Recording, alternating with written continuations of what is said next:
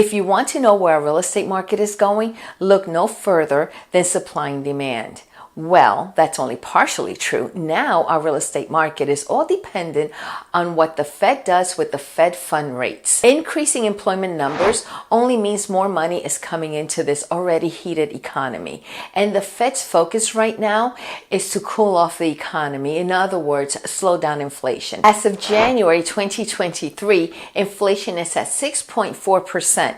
But the Fed's ultimate goal is to reduce it down to 2%. From a home buyer's perspective, as mortgage rates increase, affordability decreases. Let me give you an example of a buyer purchasing a $400,000 home at today's interest rate of 6.87%, providing the buyer has excellent credit and putting down 20%, which is $80,000.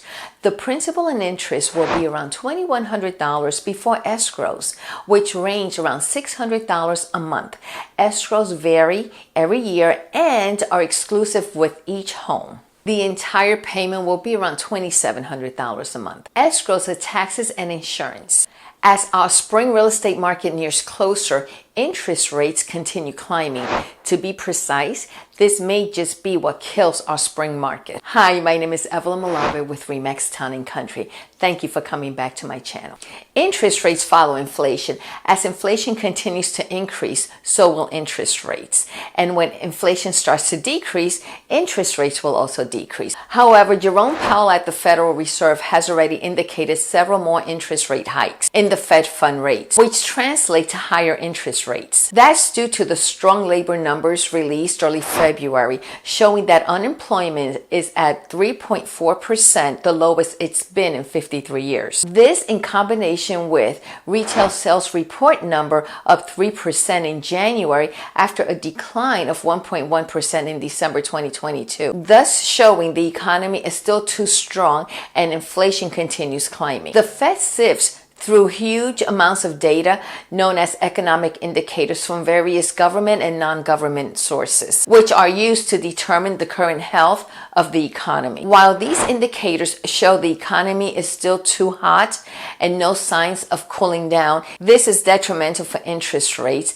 and bad for anyone seeking to obtain a loan. Rising interest rates make homes more expensive for buyers, thereby reducing demand for home purchases. Reduced demand also hurts sellers as they need to reduce the prices of their homes to attract buyers. This article and chart from February 15 show interest rates are climbing back towards 7% and potentially higher. The Fed has increased the probability of increasing the Fed fund rates another quarter point in March. There are no signs of interest rates decreasing as we're quickly approaching the spring real estate market, which is traditionally the time of year where most homes are sold. Below, I will attach the Seminole County School District calendar. Most homeowners refinanced into a super low interest rate and they have no plans of giving up that interest rate, so they will just stay put. At recording of this video, interest rates are hovering in the high 6.87% into the low 7% depending on your credit score. We have more inventory than we did last year this same time, and homes are taking longer to sell. I don't think we're going to see a big demand for homes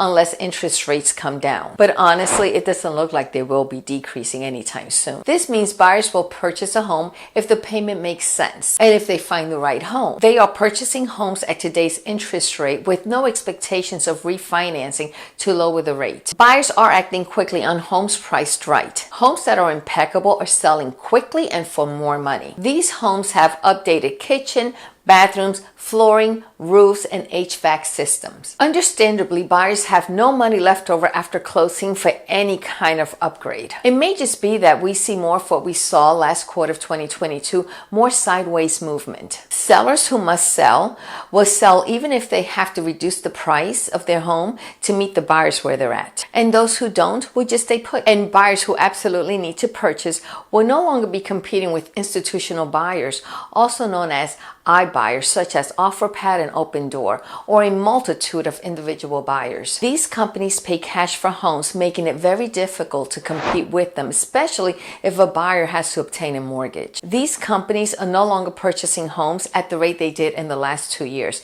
They have backed off the market. As of recording of this video here in Winter Springs, we have a stable housing market. However, if these institutional owners such as OfferPad, Open Door, and so on decide to sell their inventory, they can single-handedly determine prices going forward. When one or two homeowners manipulate the housing inventory, they pretty much set prices going forward. That's because appraisers will use these homes as comps in their appraisals. I have noticed listings coming on the market owned by these institutional owners. As of right now, they're holding firm on their prices. Should they decide to lower their prices to offload their inventory during the spring housing market, this will be great for buyers but detrimental to individual homeowners. Here where I'm at in Winter Springs, we still have a seller's market. We only have 45 days worth of inventory. We have 40 active single-family homes, 48 pending single-family homes. We closed 49 single-family homes in the last 30 days, and the average days on the market were 33, and the average sales price per square foot was $245. If you're thinking of purchasing a home, now is the best time. Think long-term. If you can afford a mortgage at today's interest rate, and if you're planning on staying in the home 5 years or more, you may be able to secure a wonderful home because of less competition. The spring housing market is just around the corner, and it's always a very active market for home sales. Soon we will have out-of-state buyers looking to purchase and settle down before school starts again, and we may or may not have mass multiple offers again. I say now's the best time to purchase because we're not dealing with multiple offers, nor are buyers currently paying above asking price, waiving appraisals and inspections.